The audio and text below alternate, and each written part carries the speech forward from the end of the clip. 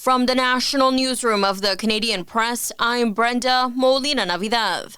A vehicle carrying migrants has crashed near the Canada-U.S. border. Sergeant Stéphane Tremblay with the Quebec Provincial Police says an SUV crashed with a vehicle carrying several people in a village just north of the New York state border. Between 6 and 8 people fled on foot. Our CMP are doing research with K9 unit on the scene, drones, trying to locate those people. 4 others have been taken to hospital with non-life-threatening injuries. Federal investigators have been deployed to Vancouver International Airport following a small engine fire on board a WestJet flight from the United States. The fire has been put out by the aircraft's onboard systems, and no injuries have been reported. Prime Minister Mark Carney will meet this week with his cabinet to discuss the new U.S. threat to impose 35% tariffs on some Canadian goods by August 1st. Reporter Selena Wang says it comes as U.S. President Donald Trump is also threatening the European Union and Mexico with 30% tariffs starting next month.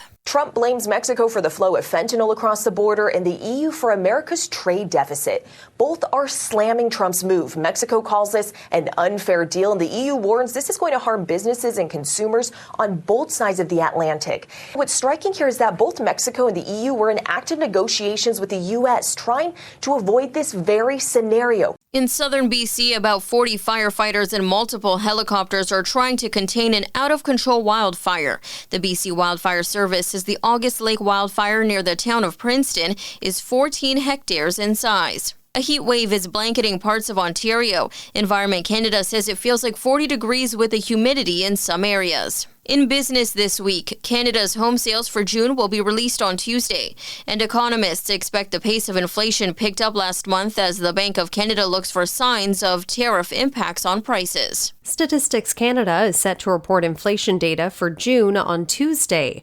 RBC projects annual inflation rose 2 ticks to 1.9% last month. Senior economist Claire Fan says she expects core inflation, which is closely watched by the Bank of Canada, to remain stubbornly high in the June report.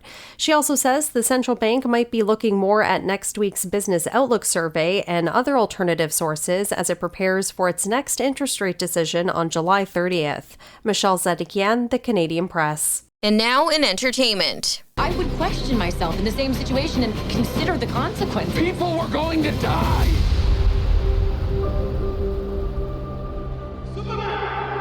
Superman saved the day for DC Studios. The James Gunn film flew to an estimated $122 million in Canada and the United States in its opening weekend. This is the Canadian Press. In sports. It's Yannick Sinner's time to shine at Wimbledon. Italy's Yannick Sinner has defeated 2-time defending champion Carlos Alcaraz of Spain to win his first Wimbledon championship. Sinner came back from the loss of their epic French Open final 5 weeks ago. You just have to understand what you did wrong, trying to work on that. That's exactly what we did. We tried to accept the loss and just kept working, and this is for sure one of the reasons why I hold this trophy. The win gives Sinner his 4th Grand Slam title overall. Chelsea has beat PSG 3-0 in the final of the Club World Cup.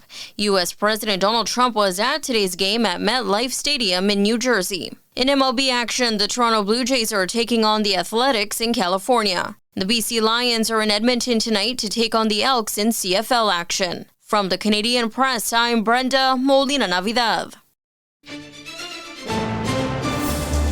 Thanks for listening. Don't forget to follow and subscribe.